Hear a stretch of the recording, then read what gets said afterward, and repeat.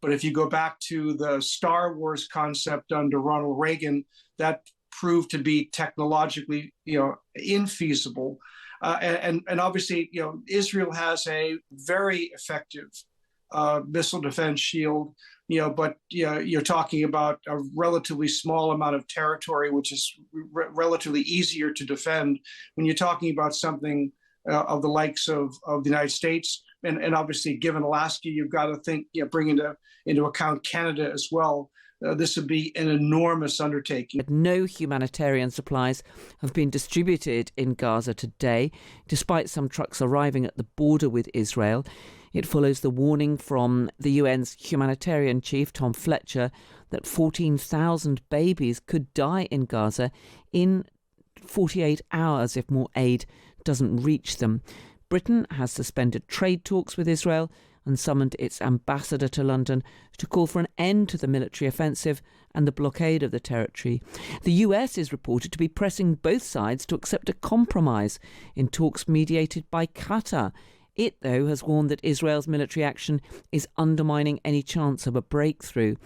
The US Secretary of State Marco Rubio was asked whether Israel's strategy is acceptable. We were pleased and to see that aid is starting to flow in again. I understand your point that it's not in sufficient amounts, but we were pleased to see that decision was made. I understand another 100 trucks are behind that and maybe more in the next few days. There's no deportation. What we have talked to some nations about is if someone voluntarily and willingly says, I want to go somewhere else for some period of time because I'm sick, because my children need to go to school or what have you, are there countries in the region willing to accept them for some period of time? But those will be voluntary decisions by individuals.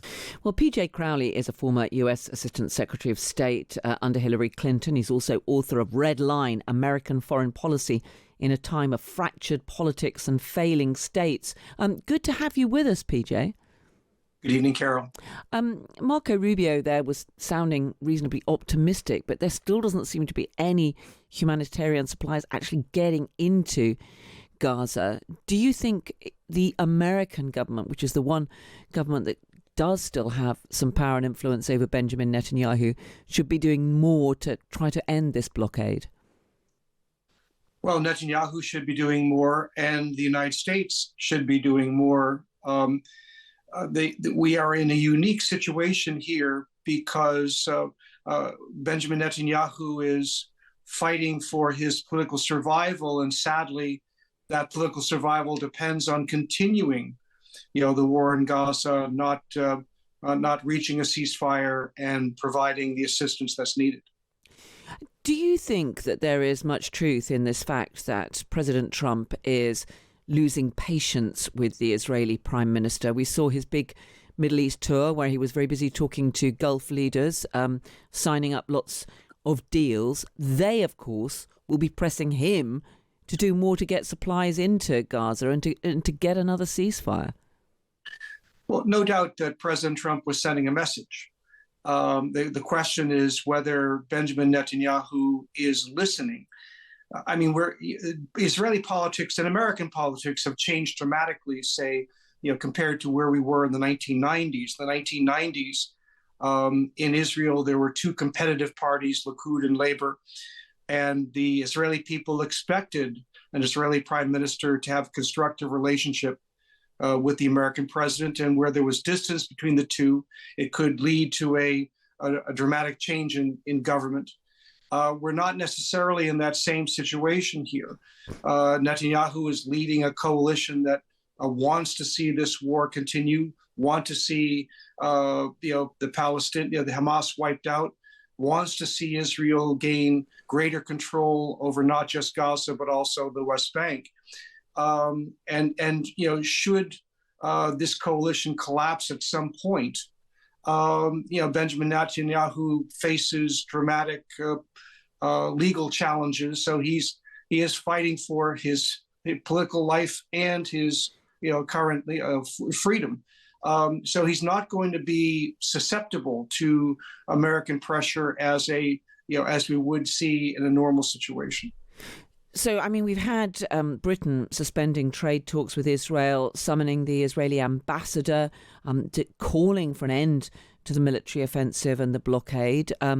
that has been rejected in very forthright terms by Benjamin Netanyahu.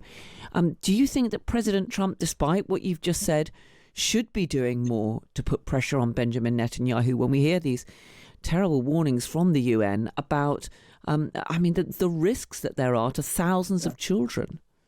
I think he'll try to play both sides. He'll encourage, the provision of greater aid, but I doubt he's going to tell Netanyahu how to conduct, the military campaign in Gaza. But then again, Donald Trump is a very improvisational leader. He can shift gears on a dime. We've seen that, in a number of situations. So, never say never, but I'm not sure that he's more likely to ignore Netanyahu, but in ignoring him, give him space to do what he thinks he needs to do. President Trump clearly has got a huge number of issues to deal with. Tonight, in the White House, the big thing was this announcement of a golden dome. Let's just have a listen to what's been announced. In the campaign, I promised the American people that I would build a cutting-edge missile defense shield to protect our homeland from the threat of foreign missile attack. And that's what we're doing. Today, I'm pleased to announce that we have officially selected an architecture for this state-of-the-art system that will deploy next-generation technologies across the land, sea, and space, including space-based sensors and interceptors. And President Trump had a wonderful picture there beside him, propped up with literally a golden dome covering the United States. How feasible do you think this plan is? Well, this has been a hot topic politically in the United States, for decades. We do have a limited missile defense capability based in California and Alaska. Certainly, there are ways in which that can be augmented. But if you go back to the Star Wars concept under Ronald Reagan, that proved to be technologically, infeasible. And obviously, Israel has a very effective missile defense shield, but you're talking about a relatively small amount of territory, which is relatively easier to defend when you're talking about something of the likes of the United States. And obviously, given Alaska, you've got to think, bring into account Canada as well.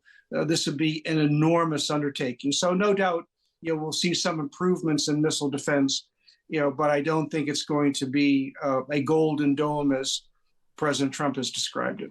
Yeah, as you say, Israel geographically is a tiny country compared to the United States. And although clearly the technology moves on a lot, and we do have much more advanced satellite technology to guide missiles, but presumably it would require a huge input to cover the entire United States and ensure that it could intercept any incoming missiles. Sure, and you're talking about something that's going to take a year, if not a decade, to accomplish, and so he can put the plans into place, add to the research component behind this, but whether this survives, to his successor's term, we'll have to wait and see. I don't see this being something that's going to be immediately deployed. PJ Crowley, former US Assistant Secretary of State. Really good to speak to you. Thank you so much. You're quite welcome, Carol.